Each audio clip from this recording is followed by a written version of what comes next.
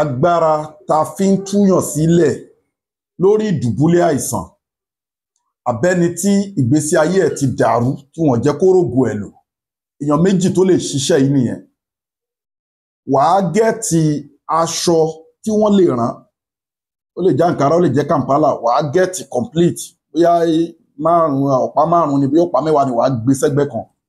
wàá wá gẹ́ẹ̀tì ẹran, ó lè jẹ́ àgbò ó lè jó bukọ ó lè jẹ́ abo ẹran.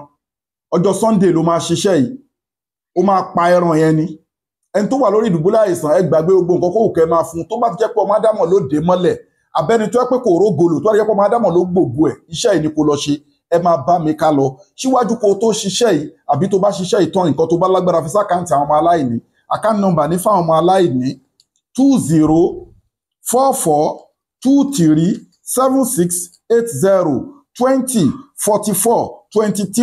2044237680 First Bank of Nigeria Global Dahiratu Dhikrlahi Islamic Organization. ó máa pa ẹran yẹn lọ́jọ́ Sunday. tó bá ti pa ẹran yẹn bí Isnillahi Ta'ala wàá wá pín sí ọ̀nà mẹ́ta. confam sàárà lélẹ̀ kì í ṣe tẹ bọ́dé. tó bá pín sọ́nà mẹ́ta ẹni tó fẹ́ bọ́ lọ́wọ́ ayé yẹn yóò kó ìdá kan, ìdá kejì yóò pín fún àwọn tó mọ̀ rí bóyá ládùúgbò bóyá bí ẹbí ó lè ṣe lóúnjẹ ó lè pín ní tútù. ìdá kẹta á lọ pín fáwọn tí ó mọ̀ rí bíi pé kó gbé lọ sọ́dọ̀ àwọn oníbàárà àwọn haúsá kó lọ pín bẹ̀. aṣọ ọ̀pá márùn-ún tó wá rà tó jáṣọ rírán tó jáṣọ gidi àbọ̀pá mẹ́wàá ni á wá wá àgbàlagbà arúgbó á fowó ríran sí i á gbé fún ó sì ní wí nǹkan kan sórí aṣọ yẹn àbó fi nura pé ikú kókú lọ kókó àrùn lọ kò ní í ṣiṣẹ́ tó rọ́lọ́run ló fẹ́ gbà á sàárà mímọ́ ni wàá fi ta àgbàlagbà lọ́rẹ. bí Isnillahi Ta'ala ẹni tó wà lórí ìdùbúlẹ̀ àìsàn yẹn yóò dìde ẹran tẹ kó sílé ní sídà kan tọ̀dọ̀ títí yẹn ẹ jọjọ máa jẹ ni bí òun ò bá lè jẹ torí táìsàn ẹ critical ẹ̀yin tẹ jọmọ tẹ jẹ ìyàwó tẹ jẹ bí tẹ já ẹ máa bá a jẹ. ìdákejì yẹn náà ó ti pín yẹn náà fáwọn tó mọ̀ rí bóyá ládùúgbò bóyá àwọn family friend. ìdákẹta ẹ ti lọ pín fáwọn haúsá ẹ lè dín lásán ẹ lè pín tútù ẹ lè sé móúnjẹ. bí Isnillahi Ta'ala a fi máa ń túyàn sílẹ̀ ni lọ́wọ́ ayé ó yàtọ̀ síra wọn wọ́n gbé síra wọn ò ṣan pé mi tí wọ́n bá fẹ́ ṣe kó fẹ́ túyàn sílẹ̀ ẹ kó fún ẹ lọ síbi kan ẹ kó kinní kan ó kó lọ́bì kankan bọ́lọ̀ ń ṣe ní ká pín ẹran iléyá bẹ́ẹ̀ ni wọ́n ṣe máa ń pín àwọn legit sàárà tó bá nímọ̀ nípa ẹ̀ fazi'alu ala dhikri in kuntum la ta'lamun. ẹ fi fídíò ìránṣẹ́ káwọn èèyàn jàǹfààní ẹ̀ fún gbogbo ẹ̀yin tẹ́ bá nípe ní níjà both natural and spiritual problem ayé ń dàyàn láàmú ń forí kókan aláǹtakùn jẹun lójú oorun ìbálòpọ̀ ojú oorun ó wà lórí àìsàn ọlọ́jọ́ pípẹ́ cancer diabetics asthma stroke àwọn àìsàn ńláńlá ó wà lóyìnbó bí aláìsí ó ń fa kò tóra wọn ó máa mú bọ́ ń rí ìjákulẹ̀ ẹ contact Sheikh Afagba International Limited lórí +234 810 913 1425 ẹ WhatsApp wa lórí +234 810 913 1425 a wà ní Abraham Adesanya Lekki Ajah Etiosa Lagos. àwọn product wa ní made in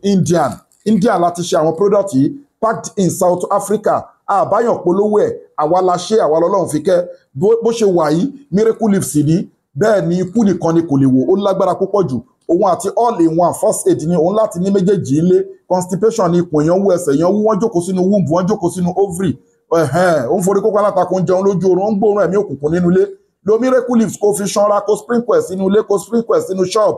kó máa mú kó máa fi wẹ̀ wàá rí ẹ̀mí òkùnkùn ó sálọ gbogbo oúnjẹ ojú oorun tó ti jẹ tó ti lẹ̀ mọ́nú ìfún gbogbo àṣídànù àtẹ̀ntó ní normal constipation bẹ́ẹ̀ náà ni all in one ẹ ti rí ó wà halal gbogbo product wa ló wà halal ló dẹ̀ wà scientific approved ètò àdúrà wà tá a fi ń yanjú problem fáwọn èèyàn ètò sàárà wà ètò àwẹ̀ wà àwọn halal powder wà yàtọ̀ sí àwọn product báyìí àwọn halal powder wà tá a máa ṣe tọrọ bá gbẹnu tán fún yàn tá a fẹ́ gbà yàn lẹ̀ tán tọrọ lọ́wọ́ bá ló ń gba ẹ̀dá lẹ̀ o ṣùgbọ́n ó ṣe kí ni o ó fi wá sọ́nà inna shay'akum la shatta fazi'alu ala dhikri in kuntum la ta'lamun oṣó wà àjẹ́ wà ẹlẹ́bọ lóògùn wà àwọn ẹni ibi wà innahu yarakum wa qabiluhum min haythu la tarawnahum yatakabbatuhu shaytanu minal mas wọ́n fọwọ́ kànyàn wọ́n dàyàn láàmú so ẹ jẹ́ ká ṣe kí ni ká gbìyànjú ká fi nǹkan tó legit ká fi kojú problem wa àwọn product wa ní lóríṣiríṣi ẹ ti rí prostate master powder bẹ́ẹ̀ ni bulldozer melt fibroid transformer 1100 power fún ọkùnrin tí ó lè perform dáadáa memory booster ìsọ̀yè ilé àmúfọmọdé àti fún àgbàlagbà tó ń gbàgbé nǹkan caterpillar fún obìnrin tó fẹ́ conceive lẹ́yìn tó bá parí period tán ni ó máa lò àti ọkùnrin tí ó fẹ́ kí nǹkan ọmọkùnrin sperm ní mobility àti bẹ́ẹ̀ bẹ́ẹ̀ lọ ẹ pè wá lórí +234-810-913-1425 gbogbo ẹ̀yin customers ọgbọ ẹ̀yin fans ọgbọ ẹ̀yin olólùfẹ́ wa pápẹ́ ayé ò ní mú yín ẹ̀gbọ́n ayé ò ní gun yín lẹ́sẹ̀ ẹ̀ ní tẹnugbó bí ọwọ́ ẹ máa bẹ nínú ìkẹ́ Ọlọ́run ọba títí láéláé ni ogun tó bá ti ṣẹ́ nínú ìgbésí ayé yìí kò ní padà gbérí mọ́ bí sínú ńlá ìtàlá òkè òkè lẹ́ẹ̀ma lọ kò síbi tẹ́wà tá àti lè deliver fún yín DHL là ń lò adẹ́nlò GIG logistics lamẹ́ríkà ni ní Canada ni kò síbi tá a lè send tá a lè deliver sí amẹ́yìn lẹ́ máa sanwó delivery inna li zata lillahi jami'a gbogbo agbára Ọlọ́run ọba lónìí o má sálámù wáyé lẹ́lẹ́kọ̀ọ́ yìí.